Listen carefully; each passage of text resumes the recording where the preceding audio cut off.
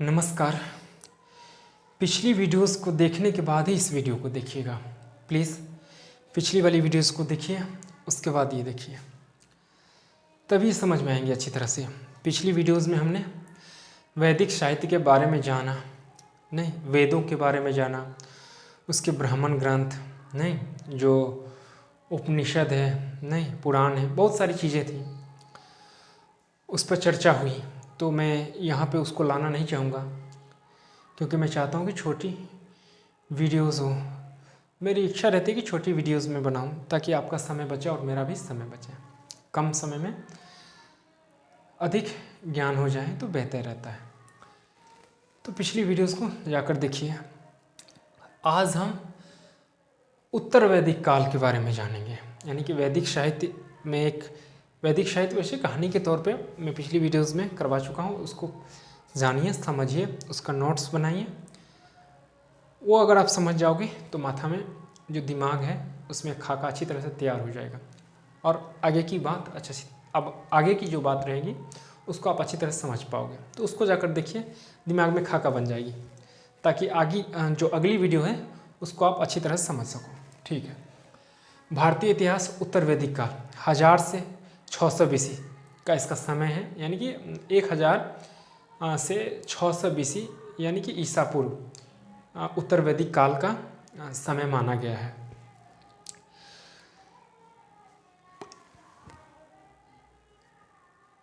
उत्तर वेद काल की जानकारी जो है हम शेष 3 वेदों जो है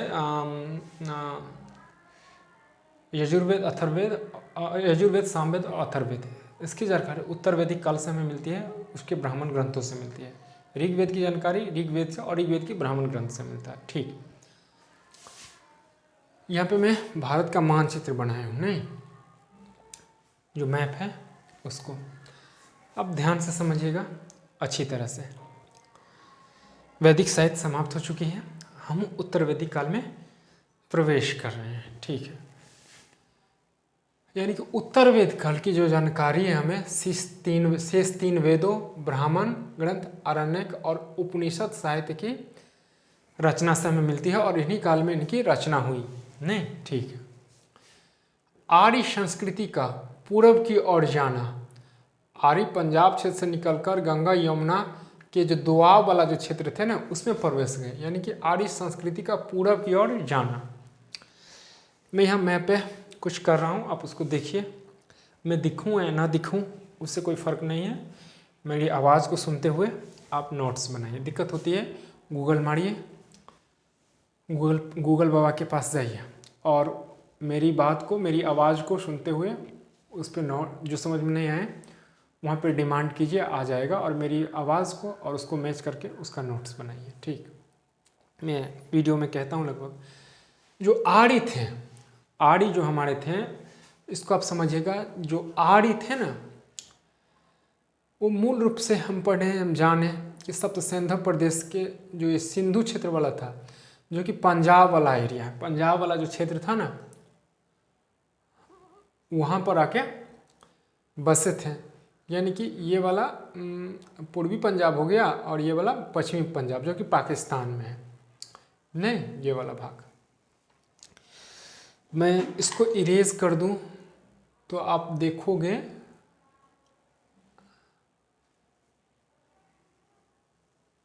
एक मिनट, चलो भाई, हमारा जो पहले का जो भारत था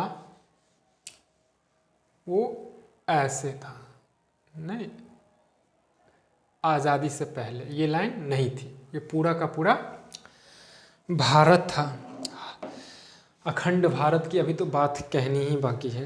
अभी धीरे धीरे हम आगे की ओर बढ़ते हैं। अभी आचार्य चाणक्य, चंद्रगुप्त मौर्य, नहीं चक्रवर्ती सम्राट अशोक, नहीं जिन्होंने अखंड भारत का निर्माण किया, उन पे चर्चा, सबों पे चर्चा होगी, बारी बारी से, आप धैर्य रखें। तो कहने का तात्पर्य है कि ये लाइन नहीं थी, यहाँ तक हमारा जो भारत था, और आर्य यहाँ पर, यानी कि सिंधु प्रदेश वाली जो क्षेत्र थे, यहाँ पर रहते थे। नहीं, और यहाँ से ऋग्वैदिक काल की चर्चा हुई कि ऋग्वैदिक काल में जो आर्य थे वो क्या कहाँ पर थे, सप्त सिंधु प्रदेश के आसपास है, जो कि पंजाब हरियाणा के पास वाला एरिया था, नहीं, जो कि आधा भाग पाकिस्तान का है, आधा भाग पाकिस्तान में भी और भाग हमारे भारत में भी है। पश्चिमी पाकिस्तान था ये, और भारत का ये पूर्वी पंजाब जो था ये पूर्वी पंजाब वाला, और पश्चिमी पंजाब पाकिस्तान का। तो आर्य यहाँ पर थे ऋग्वेद काल में। धीरे धीरे क्या हुआ कि वो ये पश्चिम वाली भाग है ना, उत्तर दक्षिण पूरब पश्चिम, नॉर्थ साउथ ईस्ट वेस्ट, तो आर्य धीरे धीरे क्या किए, उत्तर पूर्व की ओर बढ़ना शुरू कर दिया। आर्य धीरे धीरे उत्तर पूर्व की ओर बढ़ना शुरू कर दिया। और जब ये गंगा यमुना के दोआब के पास है, दो नदियों के बीच वाले जो भाग होते हैं ना, उसे हम दोआब कहते हैं। दो नदियों के बीच वाले भाग को क्या कहते हैं, दोआब। तो जब गंगा यमुना के इस दोआब वाले भाग में आए, नहीं, यहाँ पर बसे। हाँ, ऋग्वेदिक जब हम आर्थिक व्यवस्था, सामाजिक व्यवस्था जब पढ़ रहे थे, तो वहाँ पे हम पढ़े थे कि ऋग्वेद काल में जो सामाजिक व्यवस्था थी, जो आर्थिक व्यवस्था थी, जो कृषि व्यवस्था उतनी नहीं थी, जो था नेचुरली जो उपजा हुआ था उसी को लोग मतलब जो मिलता था उसे खाकर गायों को लेकर दूसरे कबीले के पास जाते थे। युद्ध भी होती थी तो गायों के लिए, एक कबीले से दूसरे कबीले में। तो ये सारी चर्चाएं हो चुकी हैं, आप पीछे जाकर देखो, पिछली वीडियोस जाकर। मैं उधर नहीं जाना चाहूँगा। कहने का तात्पर्य है कि सप्त सिंधु प्रदेश से धीरे धीरे उत्तर पूर्व की ओर आड़े आए, नहीं, और गंगा यमुना के दोआब, ये देख रहे हैं, पूर्व वाली भाग गंगा और ये पश्चिम वाली यमुना के बीच वाले क्षेत्र पर आके ठहरे, इस दोआब वाले भाग पर। और चूंकि पिछली वीडियो में हम पढ़े हैं कि अंग और मगध जो प्रदेश था वो बहुत दूर का क्षेत्र था, नहीं, अंग और मगध वाली जो बिहार वाली जो क्षेत्र है ना, वो वाली मगध वाली क्षेत्र बहुत दूर था, तो वहाँ पर आर्यों की पहुँच नहीं थी। लेकिन धीरे धीरे क्या हुआ, पूरे भारत में लगभग उत्तर पूर्व भारत में यह बस गए, नहीं, और तब जाके बना एक आर्यावर्त, नहीं, पूरे भारत में जाकर बस गया, अधिकार हो गया इनका, और तब एक शब्द बनाए आर्यावर्त, नहीं, धीरे धीरे उनका अधिकार हो गया। अब यहाँ देखते हैं, आर्य पंजाब क्षेत्र से निकलकर गंगा यमुना दोआब में प्रवेश कर गए। गंगा यमुना के दोआब में मैं अभी क्या हूँ, शतपथ ब्राह्मण ग्रंथ में, नहीं, आप कमेंट में कीजिए शतपथ ब्राह्मण ग्रंथ किस वेद का शतपथ ब्राह्मण ग्रंथ है, क्योंकि वेदों की जानकारी हमें शतपथ ब्राह्मण से ही मिलती है। पिछली वीडियो में सारी चर्चा हो चुकी है। वेद पद में है, आपको दिक्कत होगी, इसलिए ये कहानी के तौर पे है गद्य में, तो इसको पढ़िए। विदेध माधव की कथा से आर्यों के पूर्व दिशा में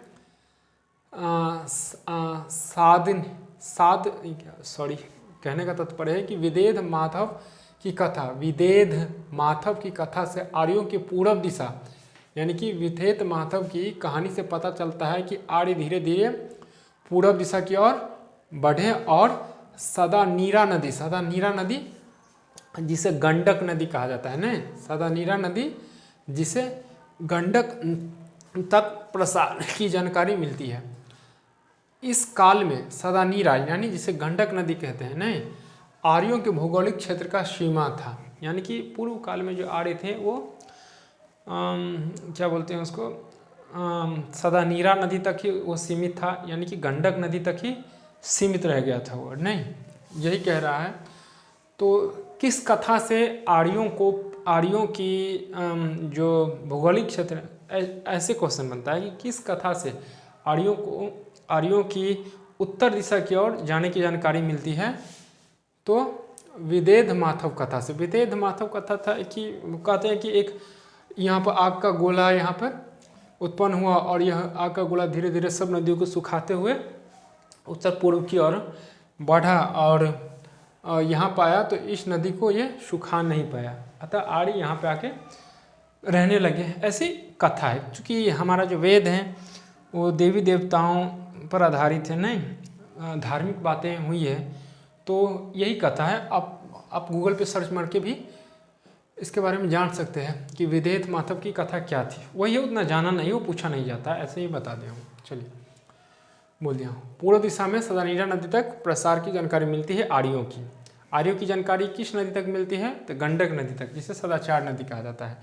इस काल में सदानीर नदी आर्यों का भौगोलिक क्षेत्र जो कि पूर्वी सीमा बन चुकी थी। ठीक है, अगला देखते हैं। ऋग्वेद में सरस्वती और द्विस्वती नदियों के बीच के क्षेत्र को पवित्र मानते हुए उसे ब्रह्मवर्त नाम दिया गया है। यानी कि सरस्वती और द्विस्वती नदियाँ के बीच के क्षेत्र को पवित्र मानते हुए उसे ब्रह्मवर्त नाम दिया गया। ये क्वेश्चन में पूछा गया, ये क्वेश्चन बार बार पूछा जाता है कि जो सरस्वती और द्विस्वती नदियों के बीच के क्षेत्र को जो पवित्र माना गया है, सरस्वती और द्विस्वती नदी के बीच के क्षेत्र को, उसे क्या नाम दिया गया है? तो ब्रह्मवर्त नाम दिया गया है। किन दो नदियों के किन दो नदियों की बीच वाली भाग है उसे ब्रह्मवर्त नाम दिया गया है? तो सरस्वती और द्विस्वती नदियों के बीच के। ठीक है, ऐसे क्वेश्चन बन सकते हैं ना, किसी तरह से आ सकते हैं। जबकि उत्तर वैदिक साहित्य से पता चलता है कि उत्तर वेद काल में जो आर्य थे वो ब्रह्मवर्त के क्षेत्र को छोड़कर पूरब में गंगा यमुना दोआब के उत्तरी क्षेत्र में प्रवेश कर गए। देखिए कितनी अच्छी बात है, लाइन समझिए। यानी कि ऋग्वेदिक काल में जहाँ पर आर्य थे उसे क्या कहा गया है? ब्रह्मवर्त। ब्रह्मवर्त जहाँ पर आर्य थे, कहाँ पर थे? तो सरस्वती और द्विस्वती नदियों के बीच।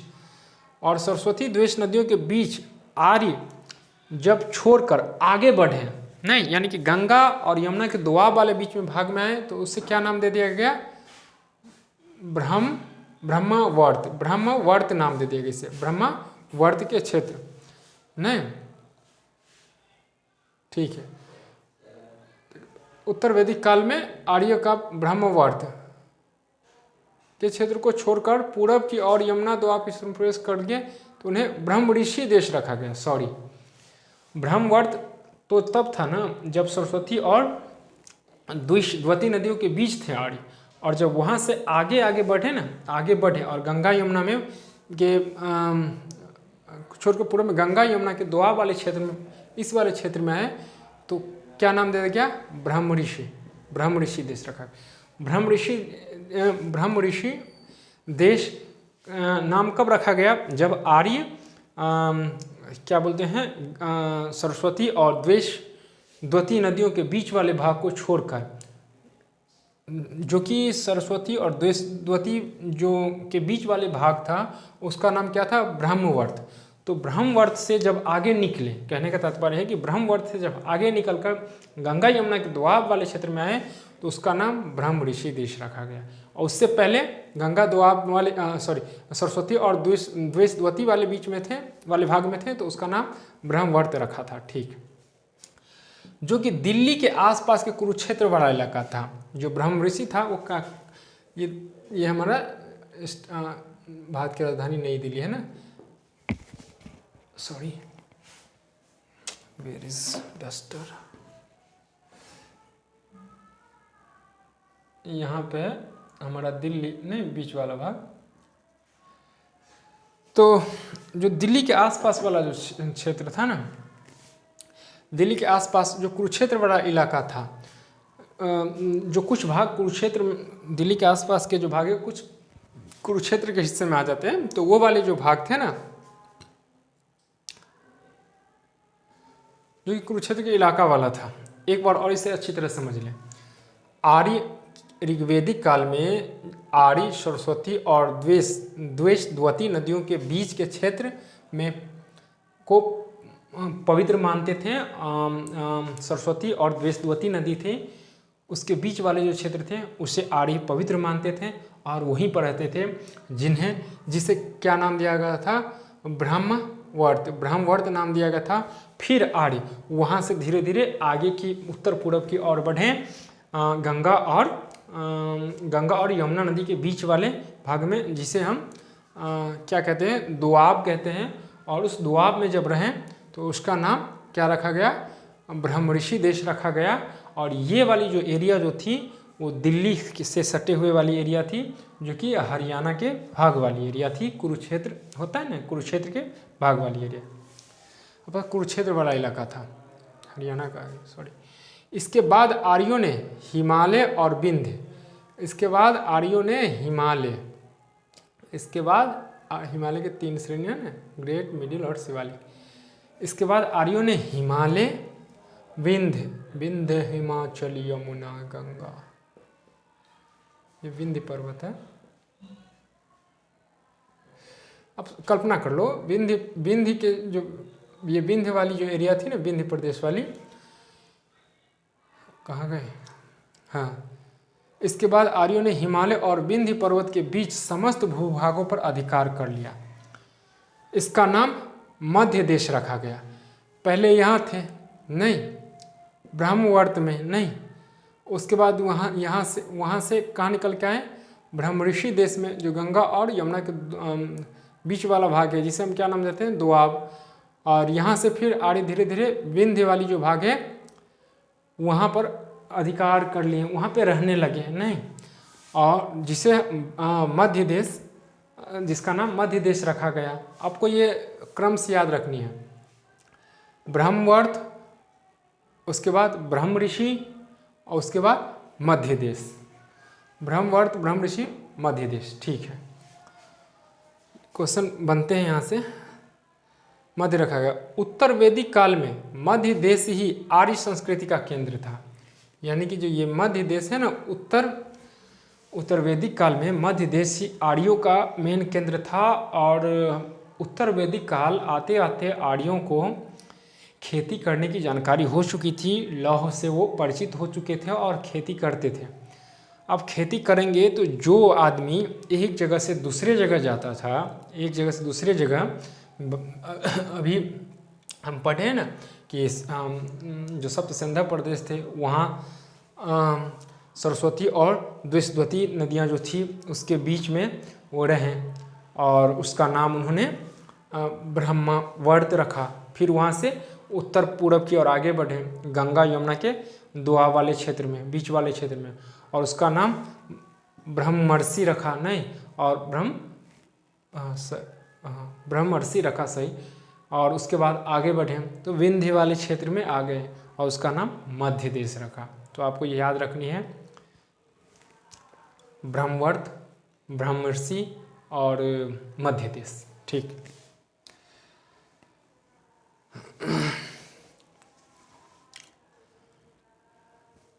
मध्य देश रखा गया। धीरे धीरे यहाँ तक विंध्य पर्वत तक इसका अधिकार हो गया। उत्तर वैदिक काल में मध्य देश आर्य संस्कृति का केंद्र था, मतलब अब केंद्र बन गया। तो जो व्यक्ति एक जगह से दूसरी जगह जा रहा था उसे कृषि का ज्ञान हो गया, नहीं, वो अब हल चलाने लगे, लौह से परिचित हो गए, तो स्थिर हो गए, क्योंकि अब वो वहाँ पे खेती करता था। अब उसे भोजन के लिए दूसरी जगह नहीं भटकना पड़ता था, तो इसीलिए वो विंध्य पर्वत के आसपास आकर, उत्तर भारत के आसपास आकर धीरे धीरे वो उत्तर भारत के चारों ओर रहने लगे, और लास्ट में उसका नाम आर्यवर्त रखा गया। और वहीं पर वो रहने लगे, क्योंकि कृषि की जानकारी हो चुकी थी, वो वहीं पर उपजाते थे और खाते थे, उसे कहीं दूसरी जगह जाने की ज़रूरत नहीं थी। जैसे ऋग्वैदिक काल में एक जगह से दूसरे जगह जाते थे आर्य लोग, इसमें कृषि की जानकारी हो चुकी थी कि कहाँ पर करेंगे, और यही कारण था कि वो कहीं दूसरी जगह फिर वहाँ से नहीं गए, इसी क्षेत्र में रहे। चलिए आगे देखते हैं। उत्तर वैदिक काल, मध्य, हम ठीक है। इस काल में विंध्य पर्वत को वैदिक संस्कृति की दक्षिणी सीमा और सदानीरा, जिसे गंडक नदी कहते हैं, को पूर्वी सीमा माना जा सकता है। यानी कि इस काल में आर्य ने विंध्य पर्वत के जो क्षेत्र था, विंध्य पर्वत के जो क्षेत्र था, वैदिक संस्कृति, इस काल में विंध्य पर्वत के वैदिक संस्कृति के दक्षिण सीमा, इसे कौन सी सीमा माना आर्य ने? इसे दक्षिण सीमा माना, नहीं। और सदानीरा जो गंडक नदी थी उसका उसे कौन सी सीमा माना गया? उसे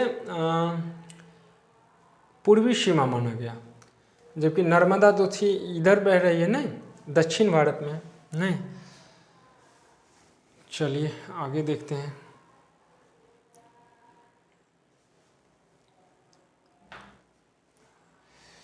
ठीक है, अथर्ववेद में इन्हें सुदूरवर्ती क्षेत्र और यहाँ के लोगों को, अच्छा पिछली वीडियो में भी इसकी चर्चा हुई है कि अथर्ववेद में जो अंग प्रदेश था, अमगध था, उसे सुदूरवर्ती क्षेत्र बना गया है। आर्य उसे दूर का क्षेत्र माना है, बहुत दूर का क्षेत्र, नहीं सुदूरवर्ती इसीलिए कहा गया है। हालांकि धीरे धीरे रहने लगे तब न जाके आर्यवर्त नाम पड़ गया। ठीक है, तो कह रहा है कि इसे दूर का क्षेत्र मानते थे आर्य। यहाँ के जो लोगों को, यहाँ के जो लोग थे ना, तो लोगों को व्रात्य, मृद्धवाच और अदेवयु कहा गया है।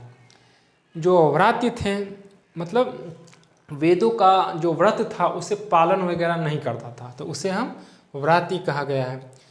और मृद्धवाच जो थे वो प्रकृति भाषा, जो पूर्व भाषा थी संस्कृत ना, जो प्रकृति भाषा बोलते थे, तो उसे कहा गया है। अदेववायु जो थे वो वैदिक देवता में आस्था नहीं रखते थे, वो उसको नहीं मानते थे, तो उसे अदेववायु कहा गया है। एक बार और मैं कह दूं, अथर्ववेद में इन्हें सुदूरवर्ती क्षेत्र कहा गया है, जो अंग और मगध वाला क्षेत्र था। यहाँ के जो लोग थे उन्हें व्रात्य, मृद्धवाच और अदेववायु कहा गया है।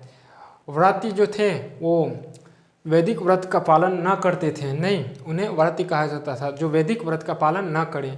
मृद्धवाच जो था वो प्रकृति भाषा बोलने वाले थे, और अदेववायु जो थे वो वैदिक देवताओं को, जो वैदिक देवता थे ना, उन्हें न मानते थे, वो नहीं, उनमें आस्था नहीं थी। ठीक, शतपथ ब्राह्मण में सदानीरा के अलावा रेवा नदी का भी उल्लेख आया है। रेवा नदी, वही रेवा नदी, यानी शतपथ ब्राह्मण सदानीरा, गंडक नदी के साथ साथ नर्मदा नदी की भी चर्चा हुई है, नहीं, नर्मदा नदी की भी चर्चा हुई है। किसमें? यहाँ पे कावेरी, तमिलनाडु। हाँ, तो कहने का मतलब है शतपथ ब्राह्मण में सदानीरा के अलावा रेवा नदी, शतपथ ब्राह्मण में गंडक नदी के अलावा, यानी कि सदानीरा नदी के अलावा रेवा नदी की भी चर्चा हुई है। रेवा मतलब नर्मदा नदी की भी चर्चा हुई है। तो नर्मदा नदी की चर्चा किस ब्राह्मण ग्रंथ में हुई है? शतपथ ब्राह्मण ग्रंथ में। ठीक है, बाद के काल में जब आर्यों ने बिहार, बंगाल समेत पूरे उत्तर भारत पर अधिकार कर लिया, तो इसका नाम उन्होंने आर्यावर्त रखा। बाद में धीरे धीरे बिहार, बंगाल, नहीं, विंध्य पर तो था, धीरे धीरे पूरे उत्तर भारत पे ये रहने लगा, ये पूरे उत्तर भारत में रहने लगा, और इन्हें इसी का नाम क्या रख दिया? आर्यवर्त।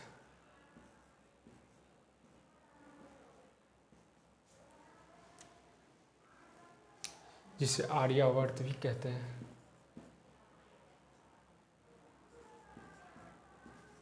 नहीं, तो ये थी छोटी सी, हाँ एक ये भी है। हाँ, एक शायद ऐसे ही पिछली वीडियो में छूट गया। अथर्ववेद का एकमात्र ब्राह्मण ग्रंथ है गोपथ ब्राह्मण ग्रंथ, यानी कि गोपथ ब्राह्मण ग्रंथ से हमें अथर्ववेद की जानकारी मिलती है। शायद छूट गई थी पिछली वीडियो में, मैं इसको लिख दिया हूँ, तो आप समझिए कि गोपथ ब्राह्मण से हमें अथर्ववेद की जानकारी मिलती है। ठीक, जो तंत्र मंत्र नहीं। अगला है ब्रह्म, इसी को मैं वहाँ पे लिख दिया हूँ कि पहले ब्रह्मावर्त में रहे, फिर ब्रह्म ऋषि देश बना, फिर मध्य देश बना, और फिर उसके बाद आर्यावर्त पूरा बना। तो इसको आप देख लीजिएगा। वीडियो को लाइक, शेयर, सब्सक्राइब जरूर कीजिएगा।